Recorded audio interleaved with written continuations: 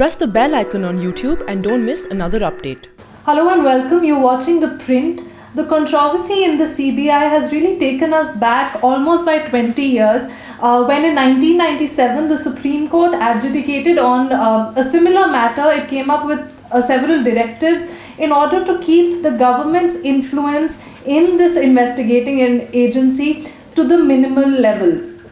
This was the Vineet Narain case, and I have with me Mr. Vineet Narain, journalist and activist. Sir, what do you make of today's order, the Supreme Court order?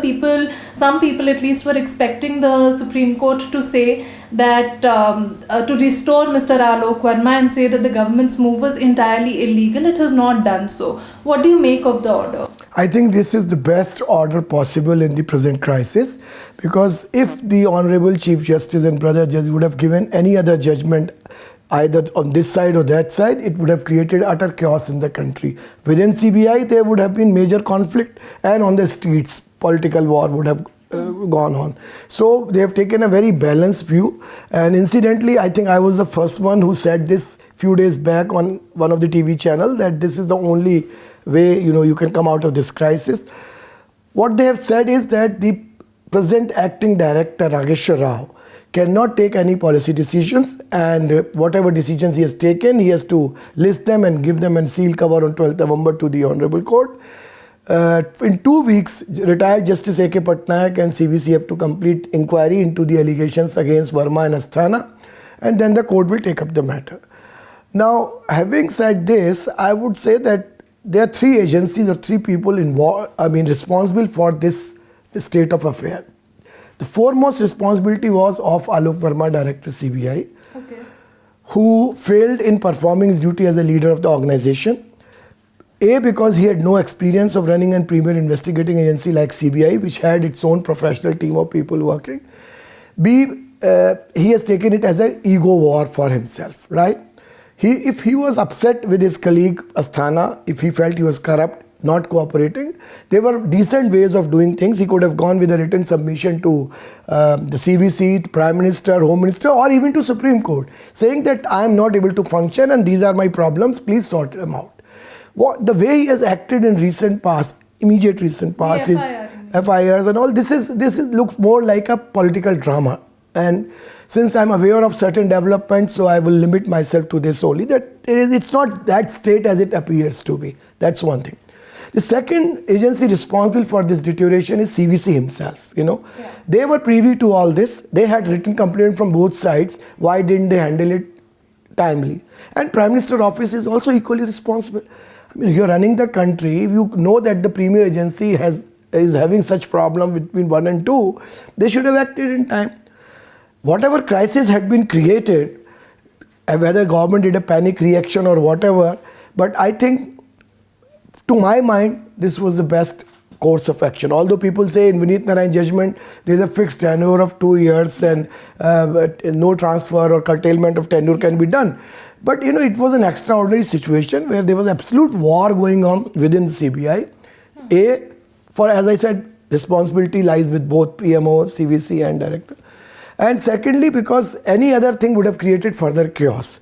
So I would have expected that court might have said that immediately convene a meeting to even appoint an interim director. But anyway, if they've curtailed all his power, he cannot take policy decisions. It's as good as having no director in CBI at the moment. But I am for the larger question. People are going only for small issues now. But Vineet Narain judgment of 1997 has not been implemented in letter and spirit. Successive governments have misused CBI for their political blackmailing or arm twisting of their political opponents, right? Yeah. There were a series of directors who have been corrupt. There have been open allegations. There were appointments made even at senior level bypassing the Vineet Narain judgment and CVC Act, which I opposed. I went to the Supreme Court, got those appointments cancelled in recent past.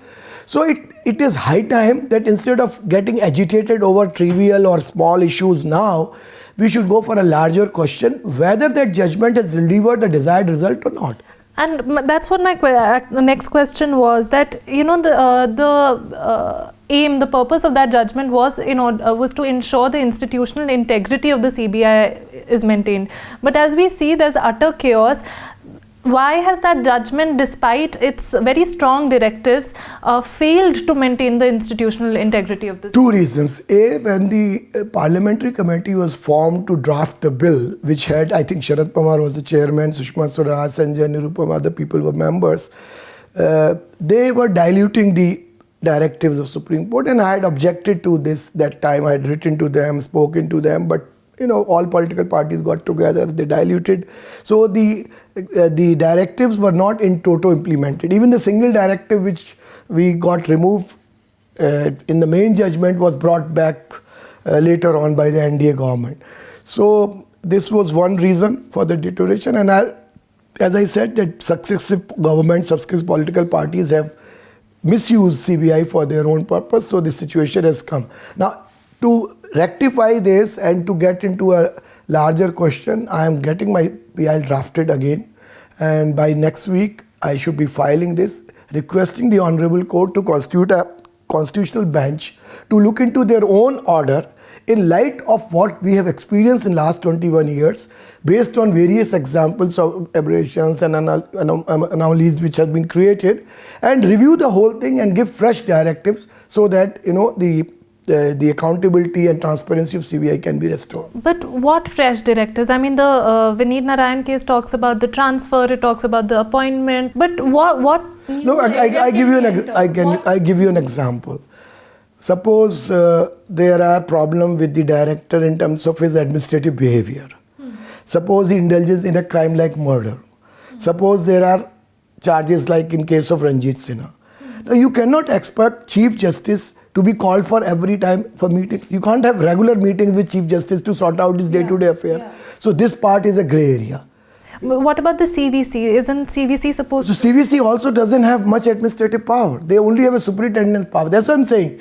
I'm not saying that the entire judgment is irrelevant. It has at least improved some situation, but it hasn't given the desired results. So in light of what we have experienced in 21 years, there's a need to clarify those things also, so that in future no government is able to misuse CBI for their own purposes. Right. Sir, as of now, do you think that the situation that we find ourselves in, the integrity of the CBI is at its lowest?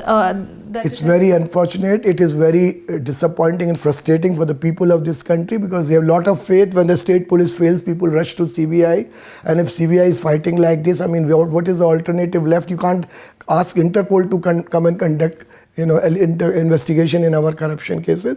So this is very unfortunate. But I would still say that a large section of CBI officials are quite dedicated, well trained, equipped to deal with all kinds of challenges which they meet, and they have been able to solve.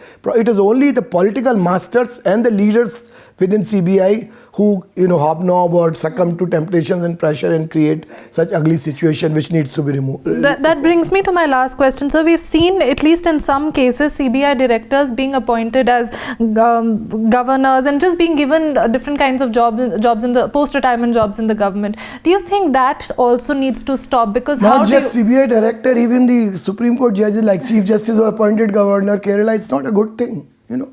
Constitutional heads should never be given a fresh position after retirement, whether it's CVC members, Controller That needs General, to stop altogether. Chief Election Commissioners, Supreme Court judges. This is unfortunate. Whoever is the government, they should go back to the basic norms that once you've achieved a constitutional position, that's the end of your professional career. You can give advice to people, but you cannot be hold another constitution. Yes, because there's a 100% conflict of interest. Right. Sir, you mentioned earlier that every party has tried to use the CBI as its own lapdog in some sense. So do you see a lot of hypocrisy in how the Congress is trying to tap into this controversy as well? Because we know for a fact that it was Congress which brought CBI out of the realm of the RTI, for example. Yeah, also, when last few months of Manmohan Singh's government, they appointed Asthana-Verma, the then DG Police of Tamil Nadu, as additional director CBI. And I immediately objected. I went to the Supreme Court challenging her appointment, got a stay immediately. She could not join. The reason was that she was appointed from backdoor, bypassing the Vineet Narain judgment and CVC Act. And the case was fought for 2 years, but she couldn't join and she had to go back to some other paramilitary organization. Now, today they won't take mileage. They have full freedom to do. This is politics that you attack on other parties' weak point. But I would say that in the interest of CBI, in the interest of nation, all political parties, lawyers, journalists, activists should not make it a political agenda, but should get together, unanimously work together to ensure that at least such premier institutions maintain their integrity, dignity and transparency. It is for the interest of nation. All right. We'll in that sense, we'll be looking forward to your petition, sir, next week when it's out there. Thanks for watching. We'll be following this controversy and the various twists and turns it takes. This is Sanya Dhingra for The Print.